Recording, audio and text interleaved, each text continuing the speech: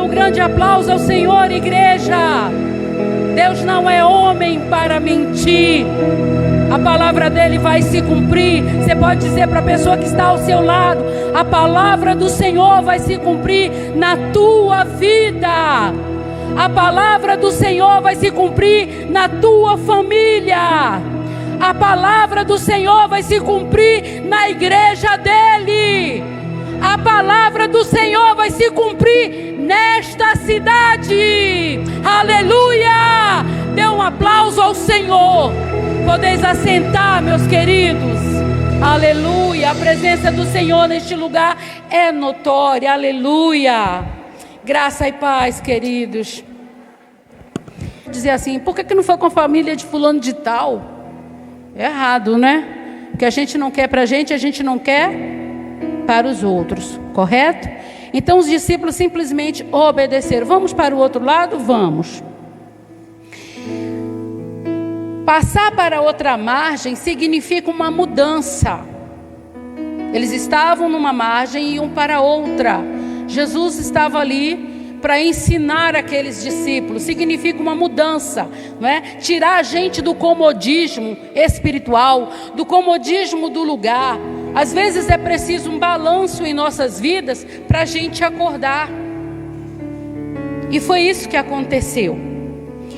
Lá em Isaías, vocês podem deixar só anotado, eu vou ler para vocês porque já tenho aqui. O capítulo 6, versículo 9, no chamado de Isaías, diz assim: então disse o Senhor: vai e diz a este povo, vocês ouvem e não entendem, veem, mas não percebem coisa alguma. Aqui, o povo de Israel havia abandonado o Senhor.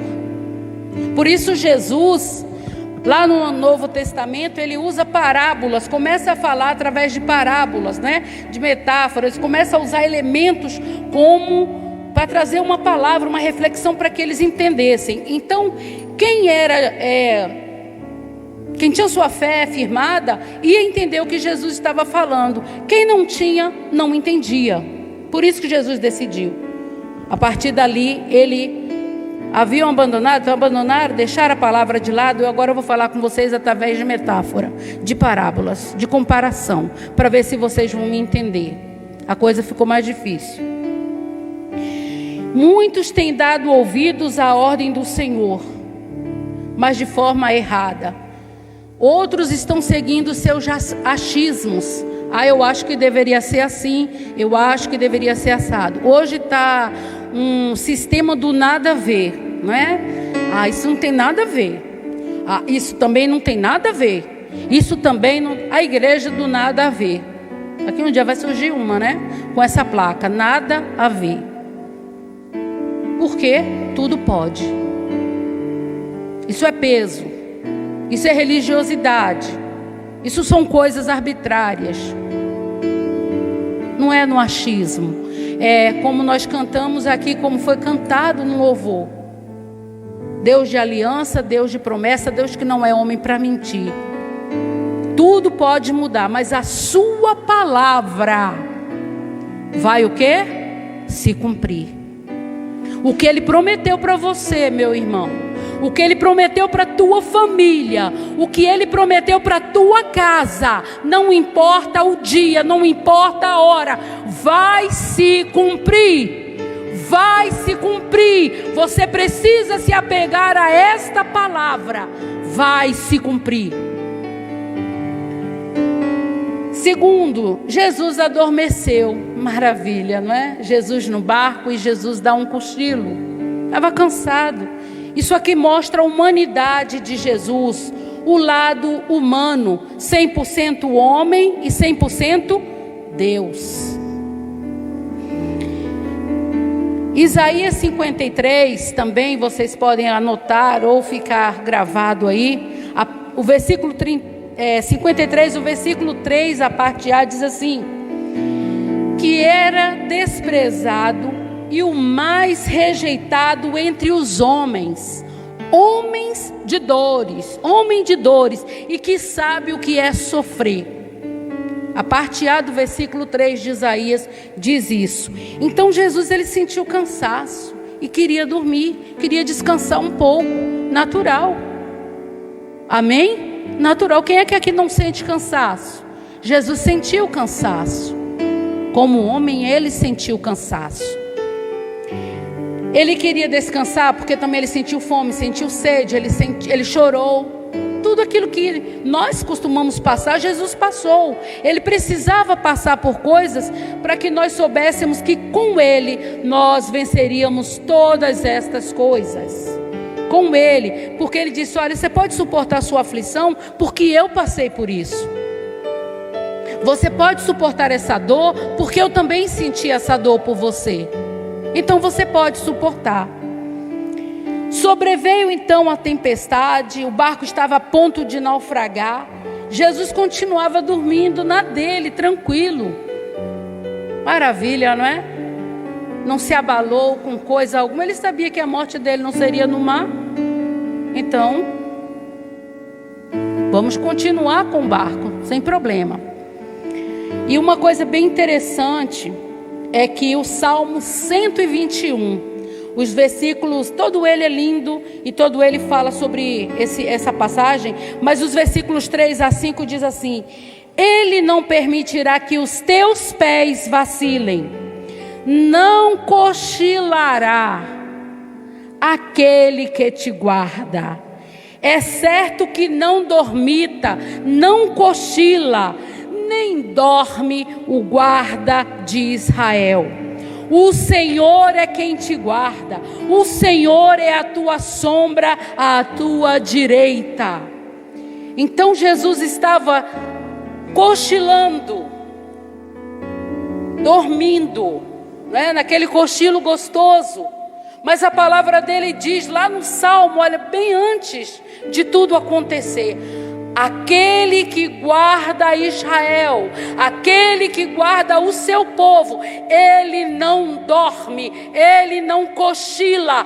Eis que ele não tosquenejará, nem dormirá, porque ele é quem guarda a igreja, ele é quem guarda o seu povo, ele tem guardado a tua vida, ele tem guardado a tua entrada e a tua saída, desde agora e para sempre.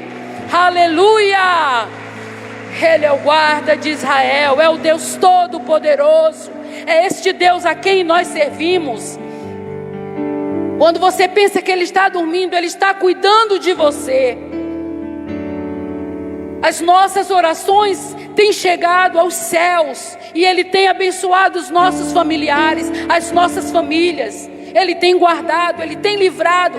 Por quê? Porque o Senhor jamais vai dormir e deixar o seu povo naufragar, deixar o seu povo no meio de uma tempestade. Ele arranca de lá com a mão forte e poderosa, porque todo o poder foi dado ao Senhor. Aleluia. Precisamos então chamar o quê? A atenção de Jesus. O versículo 24 diz que os discípulos chegaram até ele, o acordaram: mestre, quero te dar. Eu falei, vou vestir hoje, que eu ia vestir no caso na quinta-feira, mas falei, não, já sei o dia, vou vestir domingo. E eu trouxe aqui para vocês verem: abençoada demais para reclamar. Será que nós não somos abençoados demais? Ou estamos reclamando demais? Ô Senhor, você é abençoado demais, meu irmão. Você está aqui hoje, Deus te deu fôlego de vida, você levantou da sua cama. Você é abençoado, eu sou abençoada, nós somos abençoados do Senhor. Não temos do que reclamar. Se falta hoje, amanhã chega, porque Ele é Deus que provê. Aleluia. Glória a Jesus. Então, a adoração faz o que com o Senhor? Desperta o coração de Deus. O versículo 24, a parte B, diz assim: despertando-se Jesus, repreendeu o vento e a fúria da água. Tudo cessou.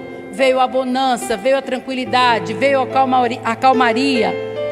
E essa calmaria justamente, essa bonança é justamente depois de uma tempestade, não é? Quando tudo cessa, aí vem a calmaria.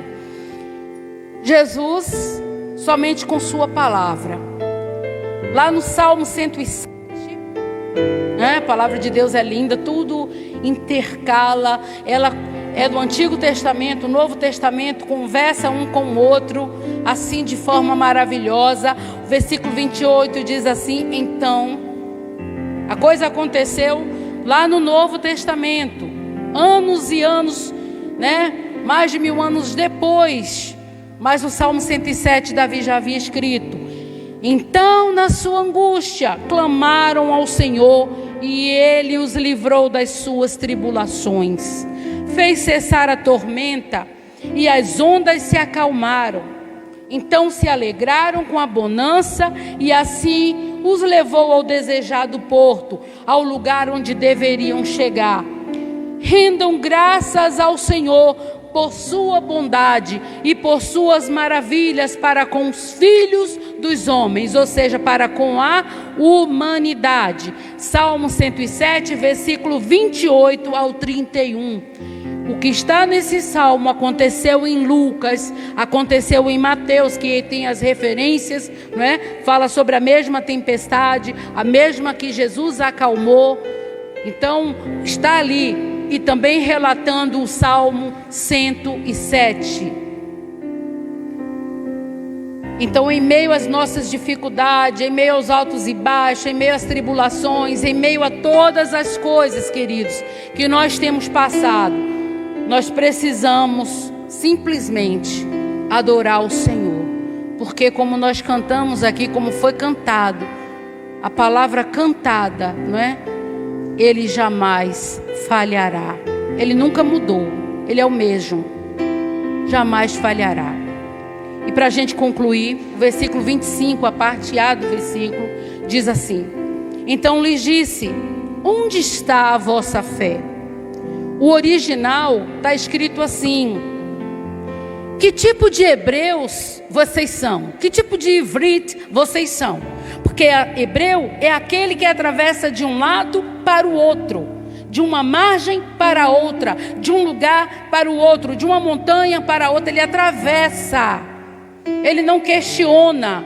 Então, que tipo de crente vocês são? Que tipo de crente nós temos sido? Crente é porque é aquele que crê em algo, em alguém, em alguma coisa. No nosso caso, nós cremos no Deus único, o Deus de Israel, o Deus todo-poderoso. Então, que fé é essa que se abala com coisas pequenas? Que fé é essa? Que tipo de fé? Que tipo de pessoas somos nós? Jesus questionou: que tipo de hebreus são vocês? Que tipo de atravessadores? Que tipo de pessoas que saem de um lado para o outro são vocês? Então, aqueles que confiam verdadeiramente no Senhor, eles são capazes de fazer maravilhas e não temer. Essa semana, algumas pessoas no hospital, em outros estados, algumas pessoas enfermas aqui na cidade e pedindo oração. E às vezes nós não gostamos de expor nomes de pessoas, a não ser que elas nos autorizem a ir para postar no grupo do WhatsApp da igreja, pedindo oração. Quando fazem isso, não é? Com concordância, nós fazemos. A secretaria da IBM, porque precisa ver a igreja, né? E uma pessoa orando, me ligou e chorando tal, porque uma pessoa ia entrar em cirurgia, e nós começamos. Eu falei: olha, minha amada, a palavra de Deus diz assim, assim, assim. Nós vamos orar agora. Você vai tomar posse da palavra pela vida de quem está aí ao seu lado. E aí levantei um clamor lá em casa, falei com ela, tranquilo, a sua cirurgia, glória a Deus, tudo tranquilo. Entendeu? Por quê? Foi a minha oração? Não. A fé, a convicção de que nós só vamos partir desse mundo quando o que nós temos que fazer tenha sido feito. Chegar a minha vez, não tem desculpa. O que vem ali anotado é só uma desculpa. Mas na verdade é porque eu preciso fazer algo lá em cima. Jesus, vem agora, que agora a sua missão aí já acabou. Nós só partimos quando a nossa missão acaba. Tem gente que está partindo mais cedo, não é partindo morrendo mesmo, não. Partindo, que eu falo, ficando isolado. Por quê? Porque auto se determinou, missão cancelada. Jesus não cancelou ainda não. Então, lá no capítulo de Lucas, Lucas 17, versículo 6, diz assim: se você tiver fé como o grão de mostarda, que até o momento é o menor grão do mundo, é como se fosse um pontinho no i, e direis, gente, pega essa palavra, direis a esta amoreira ou a esta figueira brava: arranca-te e vá se transplantar ou vá se plantar no mar, e ela vos obedecerá. Direis são as letrinhas de ouro que eu costumo falar, que saltam na palavra de Deus e que muitas vezes passam despercebida.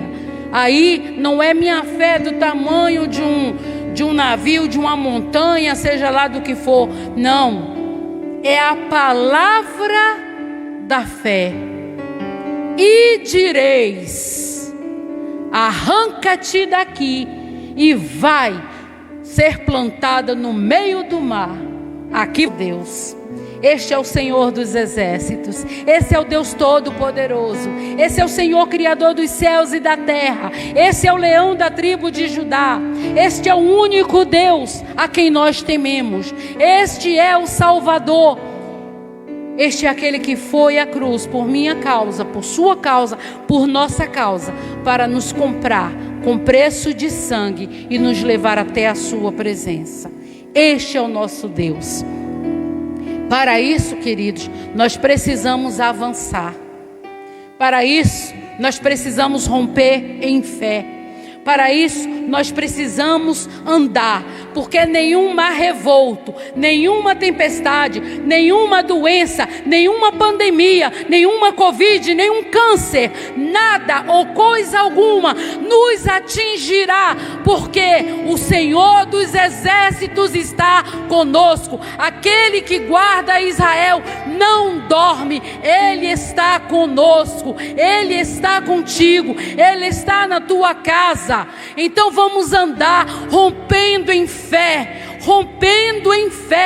abrindo os caminhos, dizendo que o nosso Deus, Ele é todo poderoso para fazer infinitamente mais do que aquilo que nós pedimos ou que nós pensamos. Ele é o Senhor da tua vida, Ele é o Senhor da tua família, Ele é o nosso Deus. Tome posse da palavra dEle. Nenhum Covid vai tocar. Tem gente que está precisando ser pegado no Covid para poder Deus pegar em mãos, pela misericórdia de Deus. Tem gente que tem sido assim, vai no Covid, o Covid vem. Eu não sei nem se eu posso falar o nome da Covid, mas já falei. Bom, pega o Covid, vai, e aí teve um que me disse: pastor, eu estou assim, ó, papai está pegando na minha mão, eu não estou nem andando, eu estou pulando. Eu digo: ó, glória. Eu espero que não seja pego em muita gente para poder acontecer isso, não. Que aconteça esse papai pegar na mão sem precisar ir para o Covid. Entendeu? Para ter experiência. Eu tive minha experiência com o Senhor. Eu tenho caco, como vocês sabem. Aliás, tem uma geração nova que não sabe, mas quando nós sofremos o acidente em 2004, eu estava saindo dessa cidade. Irmã Graça está aí, Vinícius também, que acompanharam na época. A maior mala era minha, porque eu não ia voltar mais para essa cidade. Já falei isso para vocês. Eu não ia voltar mais para aqui, porque aqui não era o lugar que eu queria ficar. Eu não suportava essa cidade. Mas aqui, saindo de férias, entre aspas, já com desejo de não voltar, e a conversa era essa, de não voltar. chega ali perto de Igaporã, acontece ali a capotagem do carro. Meu esposo, glória a Deus, nada teve. Minha filha, glória a Deus, nada teve. Quando o médico abriu a boca para dizer algo sobre ela, eu falei: Senhor, que tudo recaia sobre mim. Que tudo recaia sobre mim. E recaiu mesmo sobre mim. Glória a Deus por isso. Passei um ano lutando com Deus como Jacó. Agarrei em Deus, agarrei em Jesus, falei: não te largo enquanto eu não voltar a ter a minha mão para poder fazer o que eu amo fazer, que é escrever. Entendeu? E assim Deus fez. E assim Deus fez. Mas eu precisei passar por esta onda, por esse mar revolto. Para quê? Para amar essa cidade. Quando eu saí do carro, que o meu esposo, que eu voltei a consciência, que eu sei que eu morri, Deus me deu oportunidade. Eu falei assim: onde está minha filha? Ele está ali, está bem. Eu falei: eu quero voltar para casa. Eu quero voltar para Lapa. Eu queria sair da Lapa. Era o meu motivo maior para que eu ia voltar para Lapa. Eu queria até se deixasse me cuidar aqui no hospital. Mas aí, infelizmente, me mandaram mais para frente, né? Tiveram que me mandar mais para frente. Meu caso foi muito sério. Mas eu agradeço a Deus. Que maravilha. Entendeu? Ter mão sem poder virar direito, ter caco de vidro na mão, no braço, na cabeça, oh glória, aleluia, não ter unha, e pintar a pelezinha da unha, glória a Deus por isso. Mas felizmente, querido, Deus não queria aquilo, mas eu busquei o mar revolto. Querido, vamos acordar antes que o mar, que a tempestade surja perto do seu barco. Vamos acordar, vamos despertar como igreja do Senhor, vamos levantar a nossa voz, vamos levantar a nossa vida espiritual, vamos nos levantar como celeiros do Senhor, como pessoas que são porta-vozes da esperança. Este lugar aqui tem capim, este lugar aqui tem leite e mel. Porque aqui a palavra de Deus ela é ensinada. Nós não estamos vivendo o evangelho de coaching, onde se agrada a um e agrada a outro, não. Não é hora mais disso, não é hora de viver a palavra de Deus. Ela ser ensinada como ela é. Doa a mim, doa a você, doa a quem doer. Porque dói, mas a palavra de Deus será ministrada conforme Deus ordenou. Porque o autor desta obra é o Espírito Santo de Deus. Aleluia! É Ele o Senhor desta igreja. É Ele o Senhor deste ministério. É Ele o Senhor da criança, do ancião, da jovem, do jovem, dos homens e das mulheres. Ele é o Senhor. Vamos colocar de pé, queridos, e vamos junto com o louvor ministrar essa canção, Rompendo em Fé. E logo após essa canção, eu gostaria de convidar o evangelista Júnior Tenório para estar orando pelas ofertas e concluindo para a glória de Deus, que o culto continua. Quando a gente sai daqui, a gente sai tão leve e chega em casa, o culto continua para a glória de Deus. O culto não para não, meu amado, continua com você. Amém? Continua quando você chegar em sua casa. Então vamos adorar o Senhor. Rompendo em fé. Eu creio que deve ter um telão aqui. Minha vida se revestirá do teu poder. Rompendo em fé. Com ousadia vou mover no sobrenatural. Vou lutar e vencer. Vou plantar e colher. A cada dia vou viver rompendo em fé.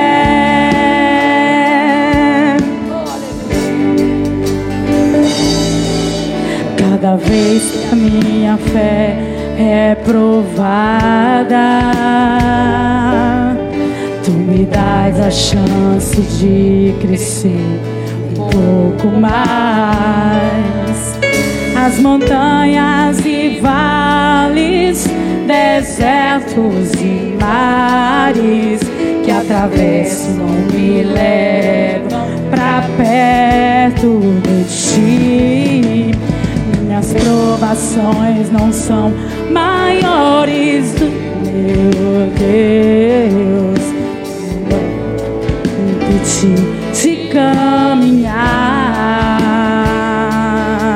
se diante de mim não se abrir o mar, Deus vai me fazer